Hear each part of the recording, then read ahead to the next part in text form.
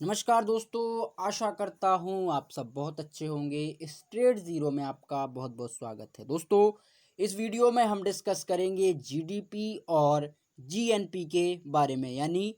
Gross domestic product और gross national product. दोस्तों, आप सभी ने देखा होगा टीवी न्यूज़ में, सोशल मीडिया में, अखबारों में हमेशा इसी तरीके की एक डिबेट और इसी तरीके का जो माहौल रहता है। अभी हाल ही में देश में कि भैया देश की जीडीपी डाउन हो रही है, देश की जीडीपी अप हो रही है, जीडीपी का प्रोडक्शन कैसे नहीं बढ़ पा रहा, कैसे हमारा जो आईटी सेक्टर है वो डाउन में जा रहा है, हमारा फॉर डिजिटलाइजेशन है वो यहाँ पे कमज़ोर यहाँ पे चल रहा है, और मैन्युफैक्चर क्षेत्र है वो भी भारत का यहाँ पे नीचे जा रहा है। तो इसकी क्या प्रॉब्लम है, किस में यहाँ पे गिरावट आ रही है, किस में यहाँ पे कमी हो रही है, कौन सा सेक्टर बढ़ रहा है, चाहे वो हमारा कृषि सेक्टर हो, आर्किटेक्चर सेक्टर हो, तो इन सेक्टरों में किस प्रकार से जो वृद्धि होती है, ग्रोथ होती है, वो ग्रोथ हम कैसे मापते हैं, कैसे उसकी वैल्यू को लगाते हैं, इन सभी के बारे में हम डिस्कस करेंगे फॉर जीडीपी एंड जीएनपी के इस वीडियो में।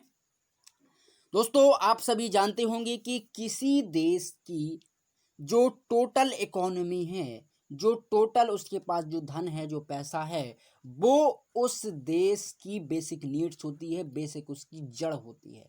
अगर किसी देश को यथावत चलना है, उसके संबंध दूसरे देशों से अच्छे रहें, तो उस देश की जो जीडीपी का स्ट्रक्चर है वो एक लेवल पे मेंटेन होना चाहिए। लेकिन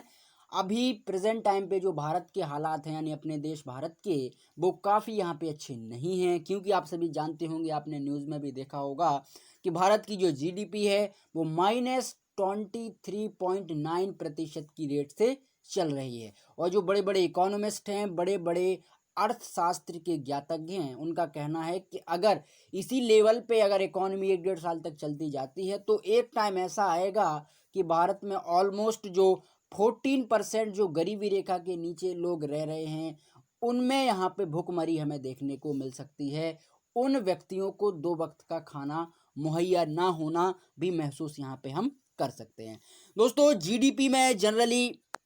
कई क्षेत्र यहाँ पे इंक्लूड होते हैं, जैसे अगर हम बात करें गुड्स की, सर्विसेज की एंड स्पेशल पीरियड्स की, जो हम मैन्युफैक्चर क्षेत्र है वो सभी इसमें इंक्लूड होता है। दोस्तों, जीडीपी एक वर्ष में जो उत्पादन होता है हमारे देश में, चाहे वो सर्विस सेक्टर हो, कृषि सेक्टर हो, आईटी सेक्टर हो, मैन्युफैक्चरिंग क्षेत्र हो, उन सभी का जो दायरा होता है, उन सभी से निकलने वाला जो रेवेन्यू है वो हम काउंट करते हैं फॉर जीडीपी में। दोस्तों, मैं आपको एग्जांपल देना चाहूँगा। अगर सपोज दैट कोई चाइना की कंपनी है या कोई अमेरिका की कंपनी है, वो हमारे यहाँ पे आती है व्यापार करने। जैसे चाइना की कंपनी हुआऊ है, हुआई, जो कि आपको 4G और 5G नेटवर्क प्रदान करती है फॉर नेटवर्किंग क्षेत्र में, आईटी सेक्टर में। वो हमारे यहाँ पे आती है और भारत से एक डील होती है कि भैया हम हुआई के जितने भी जो मैन्युफैक्चरिंग है वो हम भारत में करेंगे और अच्छा सा एक प्रोडक्ट भारत में आपको बना के देंगे। तो दोस्तों, वो कंपनी भारत में आके अगर उत्पाद कर रही है और भारत में ही मैन्युफैक्चर कर रही है, भारत में भी अपनी सामान को असेंबल भी कर रही है, तो उससे जो रेवेन्यू जनरेट होगा, उससे जो पैसा जनरेट होगा, वो भारत की जीडीपी में जाएगा, भारत के सकल घरेलू उत्पाद की श्रेणी में वो आएगा। इसको कहते हैं हम फॉर जीडीपी। और दोस्तों, अगर वही कंपनी भारत में अपना बना बनाया सामान बेचती है, या भारत को अपनी बनी बनाई असेंबल की हुई या फिर मैन्युफैक्चरिंग की हुई वस्तु भारत में इंपोर्ट करती है या भारत को वो एक्सपोर्ट करती है, तो उससे जो रेवेन्यू जनरेट होगा वो रेवेन्यू हमें भारत को नहीं मिलेगा, यानी वो टोटल रेवेन्यू जाएगा उस कंपनी को, उस देश को। तो वो पैसा हम भारत की जीडीपी में ऐड नहीं कर सकते। ये मैंने आपको एक ओवरव्यू दिया है फॉर जीडीपी का। और दोस्तों, जो जीएनपी होती है, जीएनपी में जनरली जो गुड्स होते हैं या जो सर्विस सेक्टर होता है वो ऑनर्ड करता है, वो है कंट्री। जैसे अगर कोई एक व्यक्ति विदेश में रह करके पैसा कमा रहा है और वो पैसा टैक्स भरता है उसी विदेशी कंपनी को, यानी जिस देश में वो व्यक्ति काम कर रहा है। सपोज दैट कोई एक इंडिया का व्यक्ति है, वो अमेरिका में जाके वर्क कर रहा है, लेकिन है वो भारत का सिटीजन, भारत का नागरिक, वहां पे जो जनरेट पैसा करेगा वो पैसा भारत, भाई भारत में उसकी सारी संपत्ति है, भारत की उसमें सारी उसकी संपदा है, तो भारत के लिए वो टैक्स देता है। जो भारत के लिए वो टैक्स देता है, विदेशी पैसा कमाया हुआ, वो पैसा काउंट होता है भारत की जीएनपी में, यानी हम कह सकते हैं ग्रॉस नेशनल प्रोडक्ट की वैल्यू में। इसको थोड़ा हम और आपके लिए एक अच्छे से और एक डेफिनेशन रूप में हम इसको देखते हैं इस चार्ट में, आप यहाँ पे देख पा रहे होंगे। फॉर दैट दोस्तों, जो जीडीपी है generally business, economy and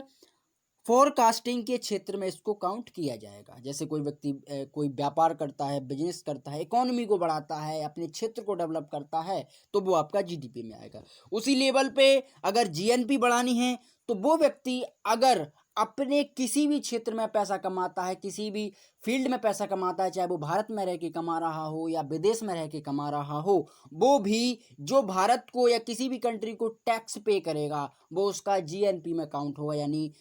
gross national product में काउंट होगा। दोस्तों, जो जीडीपी है वो generally strength of a country या लोकल इकोनॉमी, यानी जो कंट्री की लोकल इकोनॉमी होती है। जैसे अगर हम बात करें छोटे छोटे लघु उद्योगों के बारे में, जो जो गांव से, जो कृषि से, छोटे छोटे जो सर्विस सेक्टर है, छोटे छोटे लघु उद्योग है, उनसे निकलने वाला जो रेवेन्यू है वो हम यहाँ पे जीडीपी में एक ओवर तरीके से उसको काउंट करते हैं। और दोस्तों, जो नेशनल लेवल पे कंट्री में अगर कोई इकोनॉमिकली कोई ग्रोथ हो रही है या नेशनल लेवल पे कोई हमारी कंपनी विदेश में जाकर के कुछ पैसा जनरेट ला रही है या कुछ पैसा हमारे पास ला रही है, वो हमारा उस नेशनल इकोनॉमी में काउंट होगा। दोस्तों, इन दोनों को समझने में हमें थोड़ा सा एक डिफरेंस सामने निकलता है कि जीडीपी जो है वो हमारे सकल घरेलू उत्पादों को बढ़ावा देती है, यानी हम कह सकते हैं कि भारत में 80 to 90% जो रेवेन्यू आता है वो जीडीपी के थ्रू आता है, और 15 to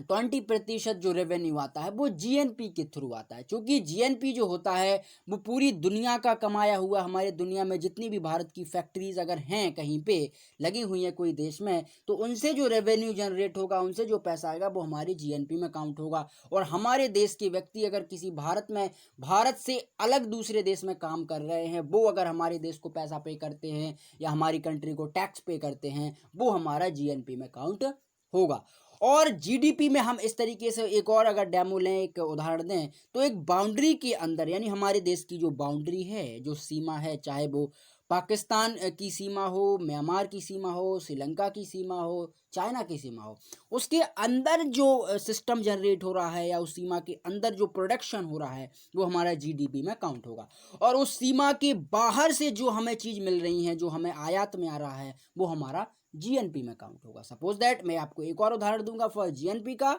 अगर हमारे देश के फिनिश्ड गुड, यानी कोई कच्चा माल